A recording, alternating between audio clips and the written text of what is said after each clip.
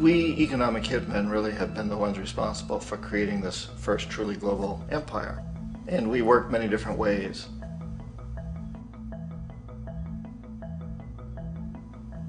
But perhaps the most common is that we will identify a country that has resources our corporations covet, like oil, and then arrange a huge loan to that country from the World Bank or one of its sister organizations. But the money never actually goes to the country. Instead, it goes to our big corporations to build infrastructure projects in that country, power plants, industrial parks, ports, things that benefit a few rich people in that country, in addition to our corporations, but really don't help the majority of the people at all. However, those people, the whole country is left holding a huge debt. It's such a big debt they can't repay it, and that's part of the plan. They can't repay it. And so at some point we economic hitmen go back to them and say, listen, you owe us a lot of money, can't pay your debt, so sell your oil real cheap to our oil companies. Allow us to build a military base in your country, or send troops in support of ours to someplace in the world like Iraq, or vote with us on the next UN vote. To have their electric utility company privatized and their water and sewage system privatized and sold to U.S. corporations or other multinational corporations. So there was that whole mushrooming thing, and it's so typical of the way the IMF and the World Bank work, that you put a country in debt, and it's such a big debt it can't pay it, and then you offer to refinance that debt and pay even more interest, and you demand this quid pro quo, which you call a conditionality or good governance, which means basically that they've got to sell off their resources, including many of their social services, their utility companies, their school systems sometimes, their penal systems, their insurance systems, to foreign corporations. So it's a double, triple, quadruple whammy. The precedent for economic hitmen really began back in the early 50s when democratically elected Mossadegh, who was elected in Iran, he was considered to be the hope for democracy in the Middle East and around the world. He was Time Magazine's Man of the Year. But one of the things that he'd run on and began to implement was the idea that foreign oil companies needed to pay the Iranian people a lot more for the oil that they were taking out of Iran. The Iranian people should benefit from their own oil. Strange policy. We didn't like that, of course. But we were afraid to do what we normally were doing, which was to send in the military. Instead, we sent in one CIA agent, Kermit Roosevelt, Teddy Roosevelt's relative.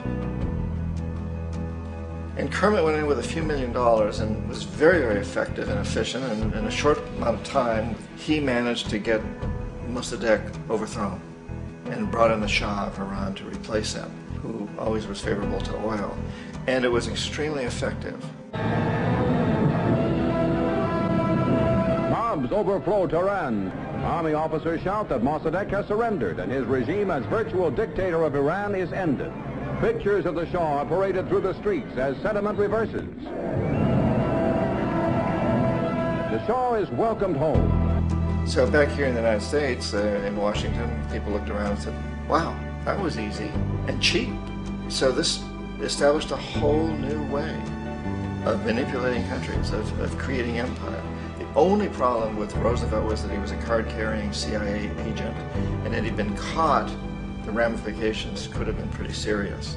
So very quickly at that point, the decision was made to use private consultants to channel the money through the World Bank or the IMF or one of the other such agencies, to bring in people like me who worked for private companies, so that if we got caught, there would be no governmental ramifications.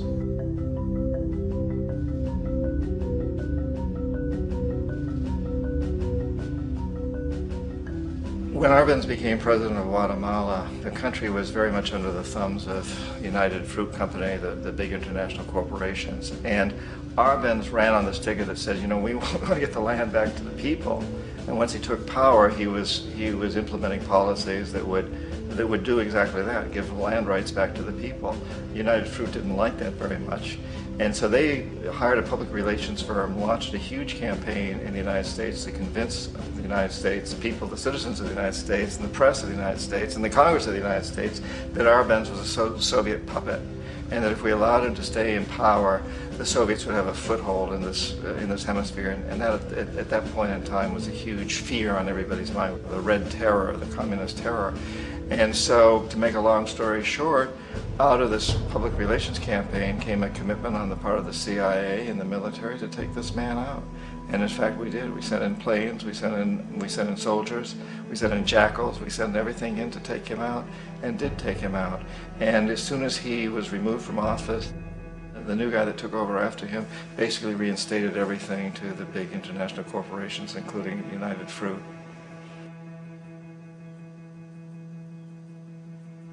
Ecuador for many, many years had been ruled by pro-US dictators, often relatively brutal. Then it was decided that they were going to have a truly democratic election. Jaime Roldos ran for office, and his main goal, he said, as president would be to make sure that Ecuador's resources were used to help the people.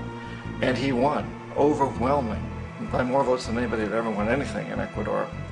And he began to implement these policies to make sure that the profits from oil went to help the people. Well, we didn't like that in the United States. I was sent down as one of several economic hitmen to change Roldos, to corrupt him, to bring him around, to let him know, okay, you can get very rich, you and your family, if you play our game, but if you continue to try to keep these policies you've promised, you're going to go. He wouldn't listen. He was assassinated. As soon as the plane crashed, the whole area was cordoned off. The only people allowed in were U.S. military from a nearby base and some of the Ecuadorian military. When an investigation was launched, two of the key witnesses died in car accidents before they had a chance to testify. A lot of very, very strange things that went on around the assassination of Jaime Roldos. I, like most people who've really looked at this case, had absolutely no doubt that it was an assassination. And of course, in my position as an economic hitman, I was always expecting something to happen to Jaime, whether it be a coup or assassination, I wasn't sure, but that he would be taken down because he was not being corrupted. He would not allow himself to be corrupted the way we wanted to corrupt him.